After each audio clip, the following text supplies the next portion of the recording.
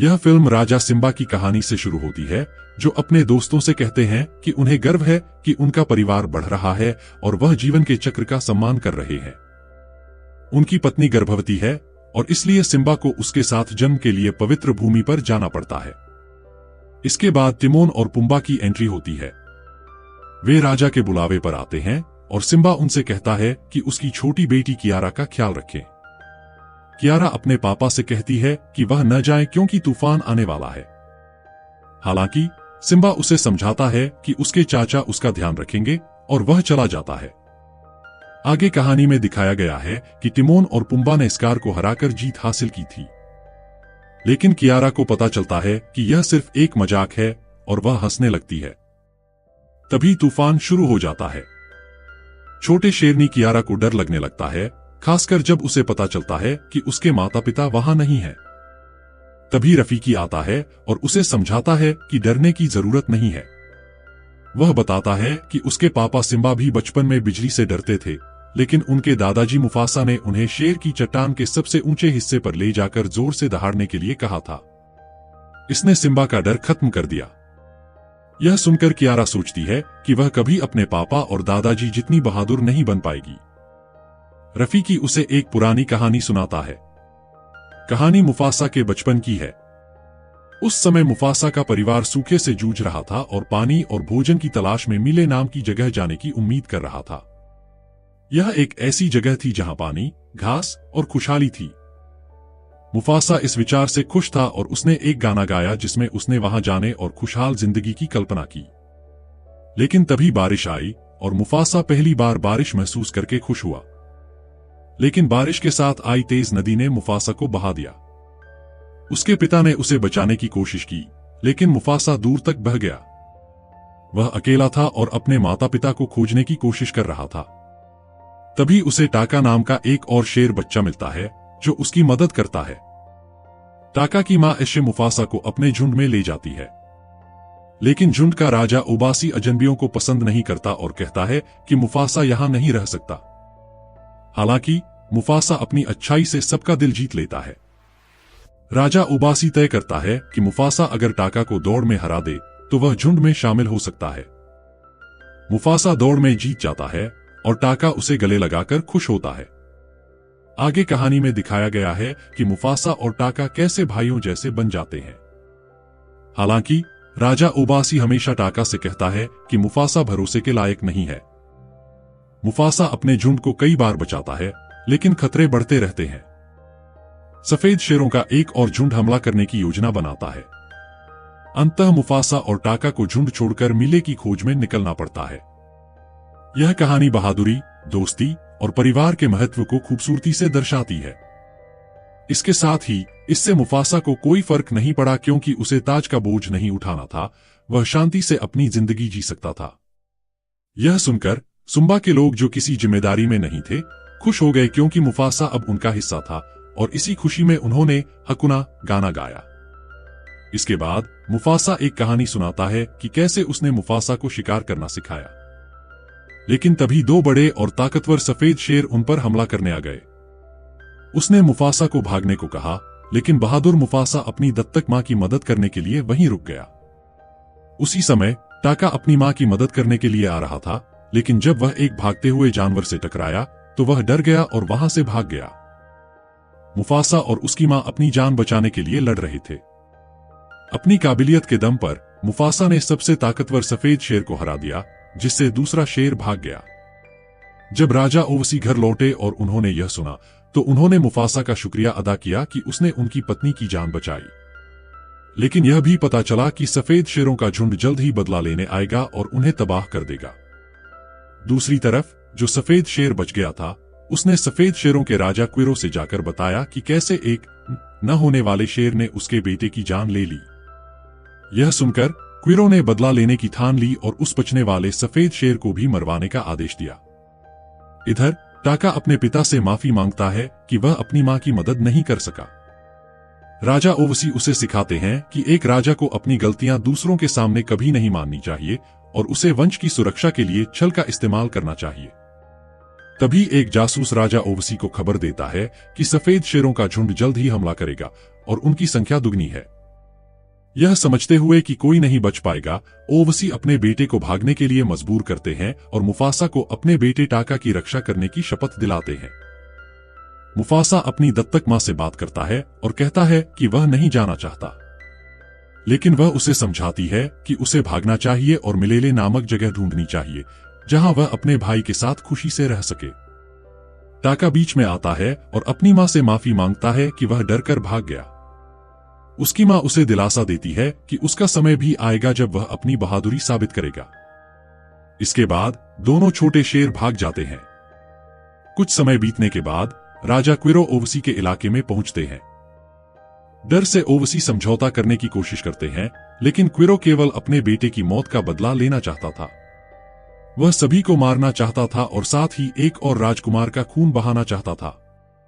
छोटे शेर पहले ही वहां से भाग चुके थे, लेकिन उन्होंने देखा कि सफेद शेरों ने उनके पूरे झुंड को खत्म कर दिया है। इससे भी संतुष्ट न होकर सफेद शेरों ने छोटे शेरों का पीछा करना शुरू कर दिया। आखिरकार एक ऐसा समय आया जब छोटे शेर घिर गए और राजा क्विरो को यह एहसास हुआ कि उनमें से एक शेर शाही खून से था। मुफासा अपने भाई की रक्षा करना चाहता था और लड़ना चाहता था, लेकिन डर के मारे टाका नदी में कूदकर भाग गया। सौभाग्य से दोनों बच गए, लेकिन किंग क्विरो ने कसम खाई कि वह तब तक चैन से नहीं बैठेगा जब तक वह इन दोनों युवा शेरों से बदला नहीं ले लेता। झरने से बच निकलने के बाद मुफासा को महसूस हुआ कि कोई उनका पीछा कर रहा है। थोड़ी देर बाद पता चला कि वह सराबी थी, एक शेरनी जिसने अपने झुंड को एक हमले में खो दिया था और अब अपने पंखों वाले साथी के साथ यात्रा कर रही थी। जब मुफासा और टाका ने सराबी को मिलेले की अपनी यात्रा के बारे में बताया, तो उसने इसे महज एक कहानी समझकर नकार दिया, लेकिन उसके पक्षी साथी ने उसे इस रोमांचक यात्रा में शामिल होने के लिए प्रेरित किया। दूसरी ओर एक बंदर रफीकी, जिसे उसकी भविष्यवाणियों के कारण उसके कबीले से निकाल दिया गया था, जंगल में भटक रहा था। दिल टूटने के बावजूद उसके पास और कोई विकल्प नहीं था। भटकते हुए रफीकी की मुलाकात मुफासा, टाका और सराबी से हुई। शुरुआत में सतर्क रहने के बाद रफीकी ने बताया कि वह भी मिलेले की तलाश कर रहा है, एक ऐसी जगह जिसे उसने केवल सपनों में देखा है। यह सुनकर पूरी टोली उत्सुक हो गई और उन्होंने रफीकी को अपना मार्गदर्शक मान लिया। उस रात मुफासा अपने परिवार के डरावने सपनों से परेशान होकर सो नहीं पाया। रफीकी ने उसकी परेशानी को देखा और उसे दिलासा देने वाली सलाह दी, अपनी किस्मत को स्वीकार करो और विश्वास करो कि यह उसे एक नए परिवार तक ले जाएगी। सुबह टोली को एक गहरी घाटी का सामना करना पड़ा। जब रफीकी ने पूछा कि उन्हें ऊपर से पार करना चाहिए या नीचे से, तो मुफासा ने अपने अंदर की भावना पर भरोसा करते हुए घाटी के अंदर से जाने का सुझाव दिया। शुरुआत में सराबी को शक था, लेकिन ध्यान लगाकर उसने महसूस किया कि दुश्मन वास्तव में ऊपर घात लगाए बैठे हैं। घाटी के अंदर यात्रा करते समय टाका ने मुफासा को सराबी के लिए अपने जज्बात बताए और उससे सलाह मांगी कि वह उसका दिल कैसे जीत सकता है। मुफासा ने अपनी समझ और अनुभव से उसे सुझाव दिए, लेकिन टाका की झिझक और अजीब व्यवहार के कारण वह सराबी से जुड़ने में असफल रहा। अचानक उनके दुश्मनों ने उन्हें घेर लिया। मुफासा ने सुझाव दिया कि पास के हाथियों के झुंड से मदद मांगी जाए, लेकिन उनकी कोशिशें नाकाम रहीं। ऐसे में सराबी ने हिम्मत दिखाते हुए एक ऊंचे पेड़ पर चढ़कर हाथियों पर मधुमक्खियों का झुंड छोड़ दिया। मधुमक्खियों के डंक से घबराए हाथी बेकाबू हो गए और दुश्मनों को तितर-बितर कर दिया। इस भगदड़ में सराबी पेड़ से गिर पड़ी। मुफासा ने तुरंत दौड़कर उसे बचाया और उसे कुचले जाने से बचा लिया। जब सराबी को होश आया और उसने पूछा कि उसे किसने बचाया, तो मुफासा ने विनम्रता से टाका को इसका श्रेय दे दिया। आगे की यात्रा में मुफासा के डरावने सपने बार बार आते रहे। रफीकी ने उसे एक बार फिर सलाह दी कि वह अपने दिल की सुने।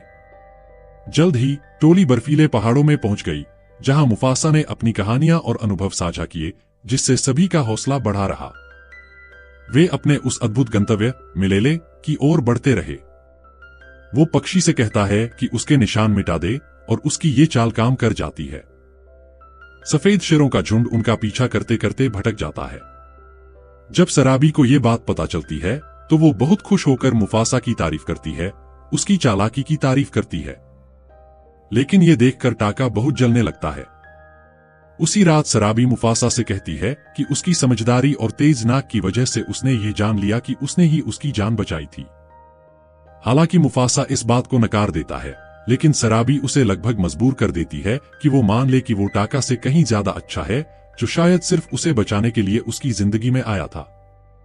लेकिन किसी को नहीं पता था कि टाका ने उनकी ये बातें सुन ली थीं। और बात यहीं खत्म नहीं होती। टाका ये भी देख लेता है कि मुफासा सराबी के आकर्षण से खुद को बचाने की कोशिश कर रहा है, लेकिन आखिर में मुफासा एक खूबसूरत गाना गाता है जिसमें वो ये मान लेता है कि वो भी सराबी की ओर खींचा चला जा रहा है। ये सब देखकर टाका को बहुत गुस्सा आता है। वो खुद को धोखा खाया हुआ महसूस करता है और सोचता है कि उसके पिता हमेशा सही कहते थे। उसने मुफासा की जान बचाई थी, लेकिन अब वही मुफासा उसके सपनों और सराबी को छीनने की कोशिश कर रहा था। गुस्से में भरा टाका बर्फ में गिर जाता है। अचानक सफेद शेरों का खतरनाक झुंड वहां आ जाता है, जो उसे शिकार बनाना चाहते थे। बदले की आग में जलते हुए टाका उन्हें बताता है कि वो मुफासा का ठिकाना दिखाएगा ताकि वो उसके बेटे की मौत का बदला ले सके। टाका उन सफेद शेरों के झुंड के साथ शामिल हो जाता है और उनके नए राजा क्विरो के सामने घुटने टेक देता है। बाद में टाका मुफासा के पास वापस आता है और झूठा दिखावा करते हुए उसकी तारीफ करता है। वो कहता है कि वो उन्हें मिलेले तक ले आया क्योंकि मुफासा जैसा बेकार और बिना टैलेंट वाला शेर कभी वहां तक नहीं पहुंच पाता। लेकिन इस दौरान टाका चुपके से अपने नए झुंड के लिए निशान छोड़ता रहता है। आखिरकार वो मिलेले पहुंचते हैं, वो जन्नत जिसे मुफासा बचपन से सुनता आया था। वहां हर तरह के जानवर रहते थे, लेकिन कई जानवरों को चिंता हो जाती है क्योंकि उन्हें लगता है कि शिकारी मुफासा का पीछा कर रहे हैं। मुफासा उन्हें भरोसा दिलाने की कोशिश करता है कि सब ठीक है, लेकिन तभी सफेद शेर वहां पहुंच जाते हैं। मुफासा जानवरों से कहता है कि डरने की बजाय उन्हें एकजुट होकर लड़ना चाहिए। हालांकि जानवर डरे हुए थे और लड़ने से मना कर देते हैं। मुफासा खुद लड़ने का फैसला करता है ताकि वो एक उदाहरण पेश कर सके। इसी बीच क्विरो उसे बताता है कि टाका ने ही उनके लिए रास्ता दिखाया। मुफासा इसे मानने से इनकार करता है और अपने भाई टाका से साथ में लड़ने को कहता है, लेकिन टाका मना कर देता है और कहता है कि अब वो उसका भाई नहीं है क्योंकि मुफासा ने उसकी जिंदगी बर्बाद कर दी है। क्विरो मुफासा पर हमला करता है, लेकिन लड़ाई के दौरान वो एक छोटे से टीले से गिर जाता है। मुफासा मौका देखकर ऊपर चढ़ता है और जोर से दहाड़ता है, जानवरों से लड़ाई में शामिल होने की अपील करता है। वो कहता है कि शिकारी उन्हें कभी चैन से नहीं जीने देंगे और अगर वो सब मिलकर नहीं लड़े तो सब कुछ खत्म हो जाएगा। मुफासा सबको याद दिलाता है कि हर प्रजाति की अपनी ताकत होती है और सब साथ मिलकर अपनी जमीन की रक्षा कर सकते हैं। जानवर एकजुट होकर लड़ाई की तैयारी करते हैं। इसी बीच क्विरो अपने झुंड के साथ वापस आता है और कहता है कि अगर मुफासा उसे हरा नहीं पाया तो वो इस राज्य पर कब्जा कर लेगा। मुफासा दहाड़ते हुए कहता है, हर जीव का जीवन चक्र में अपना स्थान है। मेरी सांस तुम्हारी सांस है, तुम्हारी लड़ाई मेरी लड़ाई है। मैं बुराई के आगे झुकूंगा नहीं और तुम भी मत झुको। उसकी बातों से प्रेरित होकर सारे जानवर अपनी जमीन की रक्षा के लिए लड़ने के लिए तैयार हो जाते हैं। तो बहादुर मुफासा उन सफेद शेरों से लड़ाई करता है जब तक कि वह एक गुफा में गिर नहीं जाता। वहीं जब वह तका को देखता है तो उससे मदद मांगता है, लेकिन तका, जो बहुत दुखी और गुस्से में है, उसे अकेला छोड़ने का फैसला करता है। तभी सफेद शेर अचानक वापस आता है और कमजोर मुफासा पर हमला करता है। मुफासा बहादुरी से लड़ने की कोशिश करता है, लेकिन जब तका, जो पास में है, देखता है कि सफेद शेर मुफासा को मारने के लिए गिरा देता है, तो उसे अपने भाई के साथ बिताए सारे पल याद आते हैं। पछतावे से भरकर तका मुफासा को बचाने के लिए कूद पड़ता है। इसके बाद दोनों मिलकर क्विरो से लड़ाई करते हैं। इस बीच सफेद शेरनियों का झुंड एक निर्दोष शावक पर हमला करने की कोशिश करता है, जिससे अलग अलग प्रजातियों के जानवर एकजुट होकर उनका सामना करने लगते हैं। फिर रफीकी सब कुछ गिरा देता है और उस झुंड को हरा देता है। हालांकि इससे वह गुफा भी ढह जाती है जिसमें मुफासा लड़ रहा था। इससे मुफासा और क्विरो दोनों पानी में गिर जाते हैं। पानी में भी सफेद शेर मुफासा से लड़ाई करता रहता है, लेकिन मुफासा अपनी दत्तक मां से सीखी हुई चालाकी का इस्तेमाल करके महसूस करता है कि उनके ऊपर एक बड़ी चट्टान गिरने वाली है। मुफासा क्विरो को उस चट्टान की ओर फेंक देता है, जिससे क्विरो मारा जाता है। वाह, क्या गजब का पल है ना? उधर तका देखता है कि मुफासा पानी से बाहर तैरने की कोशिश कर रहा है। क्योंकि वह डूबने ही वाला होता है, तका उसे बचाने का फैसला करता है। लेकिन तभी सराबी वहां आ जाती है और तका को अविश्वास भरी नजरों से देखती है, जिससे वह वहां से चला जाता है। मुफासा और सराबी एक दूसरे को गले लगाकर खुश होते हैं कि मुफासा बच गया। फिर मुफासा देखता है कि सभी जानवर उसके सामने झुक रहे हैं, क्योंकि उनके लिए वह बहादुर राजा है जिसने क्विरो को हराया। मुफासा राजा बनना नहीं चाहता क्योंकि उसकी रॉयल खून नहीं है, लेकिन रफीकी उसे समझाता है कि उसकी बहादुरी और काबिलियत ही उसे राजा बनाती है। उसी वक्त मुफासा को एक जानी पहचानी आवाज सुनाई देती है। जब वह उस आवाज की तरफ भागता है तो वह अपनी मां को देखता है, जो कई सालों से उसका इंतजार कर रही थी। उसने कभी उम्मीद नहीं छोड़ी थी कि उसका बहादुर बेटा मिलेले तक जरूर पहुंचेगा। मुफासा अपनी मां को देखकर बहुत खुश होता है, लेकिन अपने पिता की मौत की खबर सुनकर बेहद दुखी हो जाता है। इसके बाद तका, जो अब पछता रहा है, मुफासा से माफी मांगने आता है कि उसने उसे धोखा दिया। हालांकि जानवर तका को बाहर निकालने की मांग करते हैं, मुफासा उन्हें बताता है कि उसके शासन में उसका भाई कभी निर्वासित नहीं होगा। लेकिन क्योंकि वह उसे माफ नहीं कर सकता, वह चेतावनी देता है कि वह फिर कभी उसका नाम नहीं लेगा। तका यह स्वीकार करता है और कहता है कि अब से उसे स्कार कहा जाए ताकि कोई भी उसके धोखे को न भूले। यह कहानी सुनकर मुफासा की पोती अफसोस करती है कि वह अपने बहादुर दादा को कभी नहीं जान पाई। तब रफीकी उसे आसमान की ओर देखने को कहता है, जहां वह अपने पूर्वजों के महान राजाओं से जुड़ सकती है।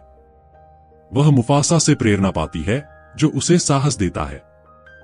वह ठीक उसी जगह गरजती है जहां उसके दादा राजा मुफासा ने अपने नए साम्राज्य के सामने गरज की थी।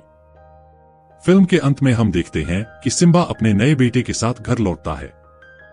कियारा उससे वादा करती है कि वह उसका ख्याल रखेगी और उसे एक महान राजा मुफासा की कहानी सुनाएगी।